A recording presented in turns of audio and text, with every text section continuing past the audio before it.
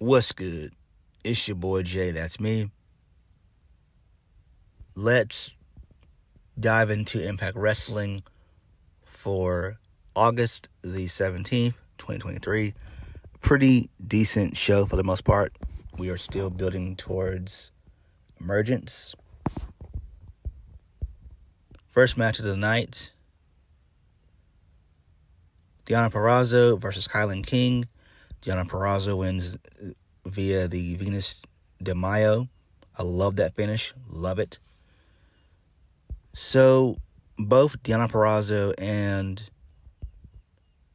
Kilynn King look very good here. I love the push that Kilynn King is getting. I hate to say it. I kind of wish they would break the coven up and allow for Kilynn King to have her own push. I mean, Kilynn King is tremendous. I love Kilynn King. She's great. She's great. I could really see her be knockout champion sometime next year. I really could. I'm not going to hold you guys up. I am a big fan of Kilynn King. Big fan of her. And the match was solid, you know. Even though it was short, it was still solid. A good solid 9 minutes. And Trinity was shown looking on post-match in the back. So they're still continuing that. Again, I would prefer Impact not to rush Deonna Purrazzo and Trinity too. I just wouldn't rush that. But it's fine. Maybe Trinity's going to retain. And then they'll do the final match at Bound for Glory. That's probably where things will lead to. It might be maybe an Iron Woman match. Like, let's say they both agreed to a 30-minute Iron Woman match. I think that would be great. So, they could do something like that.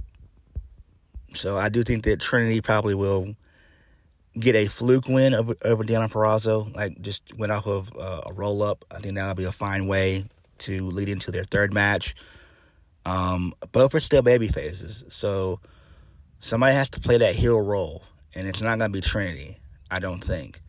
So Deonna can be a pretty decent heel. She's a real serviceable heel as well as a really good baby face, so she might be slotted into that role.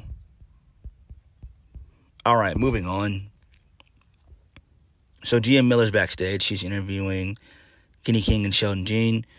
She told Kenny King that Johnny Swinger is going to challenge Kenny King for the Digital Media Championship instead of the World Heavyweight Championship.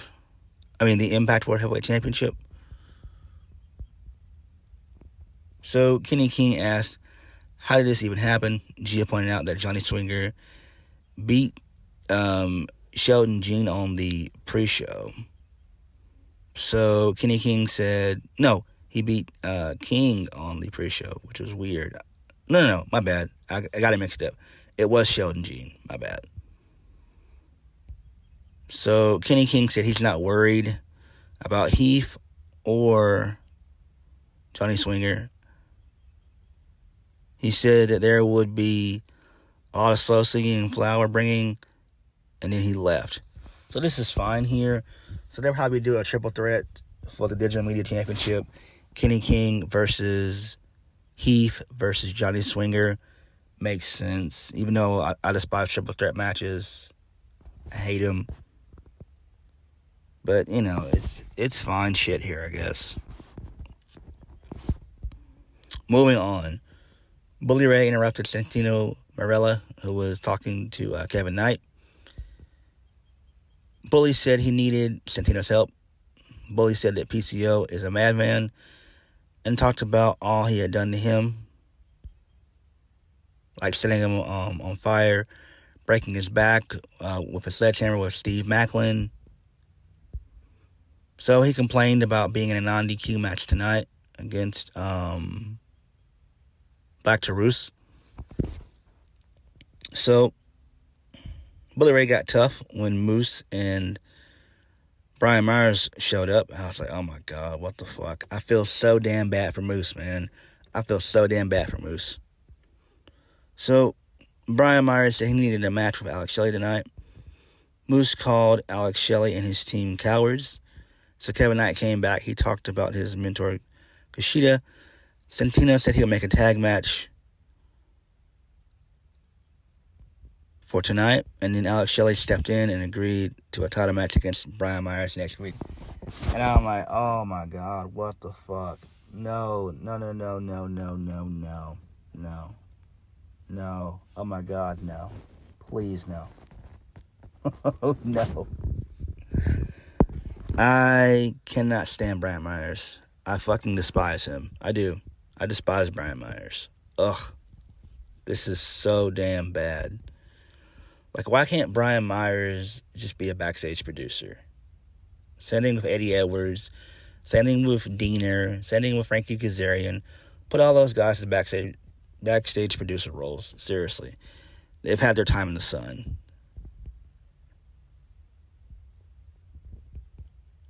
Next, Killer Kelly versus Jessica versus Savannah Evans. I'm not going to hold you guys up. I didn't watch the match at all. So Killer Kelly wins. She hit a Death Valley driver on Savannah Evans onto Jessica, and then Killer Kelly pinned Jessica for the 1-2-3. So this thing was short. I didn't even watch the match. It was short.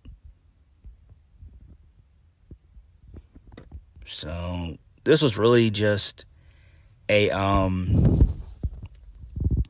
warm-up match for the inevitable multi-person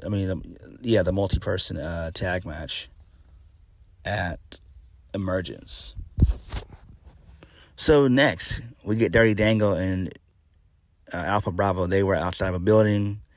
They insulted Jake something. Dirty Dango said Jake would get a rub from working with him and have another run on the indies. Then Dirty Dango asked if Jake's Tinder profile says Jake something. They looked it up and said that it did. So that was funny there. I'm loving Dirty Dango. This is great. This is absolutely tremendous. Dirty Dango kicks major ass. He's fucking awesome. Really good. Awesome. And we all know this is just, a comedy shtick, but man, he's really digging into the gimmick. I'm loving this. And I'm very excited for Jake something. Later on in the show, when they went over the match card, he's going to be at Emergence taking on Sonata. So that's great. That is absolutely tremendous there. So Jake something's going to be starting his ascent to being a champion. And I think that's what they're going to end up doing. He'll have a very good showing with Sonata. He'll lose in defeat. And then hopefully they could have Jake something be the X Division champion, build him up for a while, maybe have like an 8-month reign, and then maybe by Bound for Glory next year, or maybe even Slammiversary, have him cash in Option C, and whoever's world champion, have him win. I mean, Jake something is tremendous. He is tremendous. He's decent on the mic. He looks like a damn star. Push this guy to the moon. Literally, push him to the moon. Next, match of the night right here, man. This thing was lit. I love this. Kevin Knight versus Moose. This was super duper great. I absolutely love this match. So Moose wins via the spear for the 1-2-3. This is great. Kevin Knight has a future. He has a future. Kevin Knight should be an Impact. The guy should be an Impact. The guy is impressive as fuck. He needs to be an Impact. He's like 6'1", 6'2". He can do all the flips and dives very well. He's a good seller. Pretty decent facial expressions. This guy is great. Man, he needs to get away from New Japan strong and just come over to Impact for a good 1.5 to 2 years and either go to WWE or AEW. This guy is too good not to be on somebody's main roster. I could see him being in NXT for a while as well. I could see him being a future NXT champion, North American champion. I'm serious. This guy has all the tools to succeed. This guy is great. He is great. He is. He's great. Give him the right character and right gimmick. The guy's golden. The guy is fucking golden.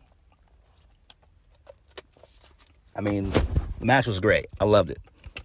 Moose deserves better. You know, him being held down by Brian Myers and Bully Ray, not good. But I think Bully's on his way out. It seems like, I think once Bound for Glory is in the books, I think he probably will dip on out. There's no need for Bully to do anything else because he was at last year's Bound for Glory. So there's no need. So it would be a full-fledged year this year. That he would have been back with Impact. And there's no more story he could tell, you know? Moving on. So Gia Miller, she interviewed the Rascalz. So Trey Miguel said they were ready to regain the tag titles. And said that Rich Swann and Sami Callihan didn't have a chance, which was correct. The ABC approached them, and both teams argued. Santino broke it up. Chris Bay said that the Rascalz paid off the Good Hands to attack them. Santino gave ABC a match against the Good Hands for next week. Santino, why? Why? Moving on. Eric Young versus Khan. This was a DQ. So Diener got involved. He hit Eric Young with a steel chair. Post-match, Eric Young got beat down by Big Con. He got a choke slam for his troubles, as well as a DDT from Diener, which is called the Antidote. Again, who cares about this shit? No one cares about the design. The design is dead, if we're being honest. I'm guessing they're building up towards a match between Diener and Eric Young. Hopefully they'll do it at Emergence. I think that would be good. Maybe start their feud there and then end it at Bound for Glory. Even though I don't like any of these guys involved. I really don't. Like, all these guys should be backstage producers. All of them. You know? And Khan, I don't even know why he's even there. Like, they're not going to do anything with him. They're not. Moving on. So then we get a Joe Hendry and Yuya Uemura. So it was a stupid, goofy song and dance about teaming up. Honestly, oh my God. But, you know, it was kind of funny, you know, the whole comedy stuff. But I don't like Yuya Uemura. I just don't. He's just boring and bland. Just boring and bland for no damn reason. Moving on. So we get the part 2 sit-down interview with Tom Phillips about Crazy Steve. So Crazy Steve talked about growing up in a small town, having an abusive and alcoholic father. He said his mom was his number one supporter, but she had various illnesses, from cancer and other types of diseases. They tried to look after each other. He talked about wrestling for 12 years to finally sign with Impact Wrestling. He said that 3 weeks before he signed his contract, his mom took her own life. And then a suicide prevention hotline number appeared on the screen. Damn. He talked about having to play a clown and make fans happy despite having a difficult time in life. He said that he's no clown and that he's not crazy. So Tom Hannafin said he hadn't heard most of that story. Hannafin asked, "What does the future hold?" Crazy Steve said, "That's exactly why we're here." And then we get to be continued. So this is great. Again, like part 1, this is really relatable, good stuff here. I love this. I don't know where this is going or where this is going to lead, but I'm loving this. This is absolutely tremendous. Absolutely tremendous. I don't know if Crazy Steve's going to get a push or whatnot. I just don't. He's always just been, a third guy, especially like when there was a Decay. Abyss outshined him as well as Rosemary. Like those were like the main two focuses of the faction at the time. Because I remember it like it was yesterday. Like when they first became a faction. Easily Abyss and Crazy Steve. I mean easily Abyss and Rosemary outshined Crazy Steve. But I'm interested in seeing where this will all lead. I really am. This is going to be tremendous. Really good stuff with this. This is going to be great. Love it. I really do. Next, moving on. Chris Sabin, he's backstage. He cut a promo. He said that Lio Rush, as always, took shortcuts. Chris Sabin said he couldn't wait to face Lio Rush and take the title back. So Samurai Del Sol, a.k.a. Kalisto, showed up and said Chris Sabin needed to wait his turn. Chris Sabin said that Lio Rush was nowhere around, so he would face Del Sol next week instead. So this is fine.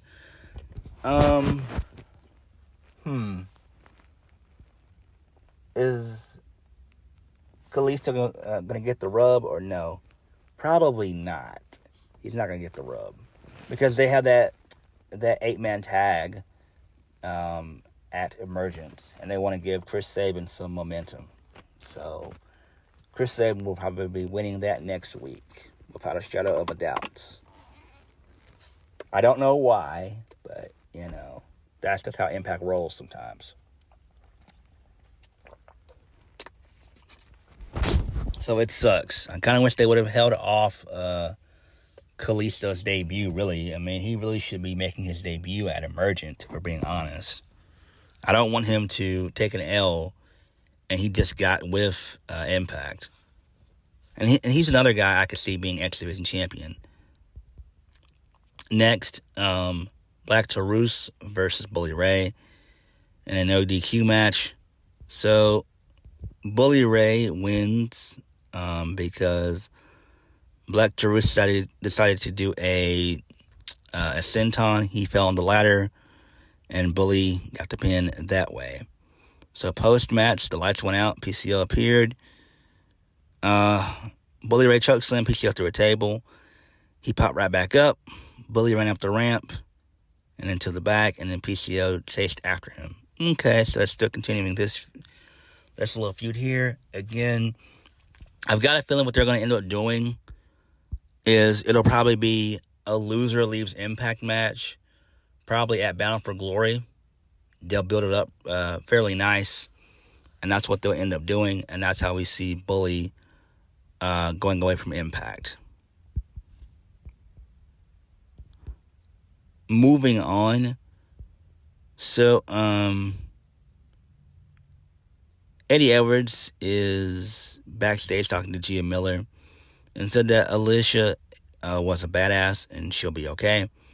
So Frankie Kazarian approached, but security stood between both of them. Frankie said it was an accident, and that's why he told his wife to stay at home. Eddie said they would settle it in the ring. Frankie said they should end it at Killer Kowalski's wrestling school. So again, not really all that important. Again, you can throw both Eddie Edwards and Frankie Kazarian into the backstage producer role, if we're being honest. Please, let's just do it, Impact. Let's just fucking do it. Main event. Rich Swann and Sami Callihan versus the Rascalz, Trey Miguel and Zachary Wentz. So my boys, Zachary Wentz and Trey Miguel, the Rascalz, they get the win. That was great. Loved it. So Trey hit Sami with the spray paint, and Trey rolled up Sami for the 1, 2, 3. Great stuff there. We knew they were going to be the ones to win anyway. So overall, the show itself was decent. I'm kind of excited for Emergence. We're still building towards that. I'm not going to review Multiverse of Matches. Just not. I didn't like the first one. It was kind of dull and boring. And the second one is probably going to follow that. I'm not really excited for any of the matches outside of Alex Shelley versus Hiroshi Tanahashi. That's about it. Everything else is just 6-man tags, tag team matches, just boring matches. It's not really all that important. So I'm going to skip out on doing a review of Multiverses of Matches 2. My bad. So I'll skip that. But I will watch the show. I just won't do a review on it. And I will do a Emergence review for sure. I'm just not going to do it the same day as AEW, as AEW All In. Just not going to do it. I'll watch it, but I'm not going to do a review. That will probably be later on in the week. But overall, Impact was decent. You know, I'm loving what they're doing with the Rascalz. I'm loving that. Bully Ray and PCO is pretty okay stuff going on there. I'm loving what they're doing with Deonna Purrazzo and Kilynn King. Kilynn King continues to shine. So, pretty good stuff. But what did you guys think? Please hit the like button, comment down below, and subscribe to my videos. I'll catch you guys later. Peace.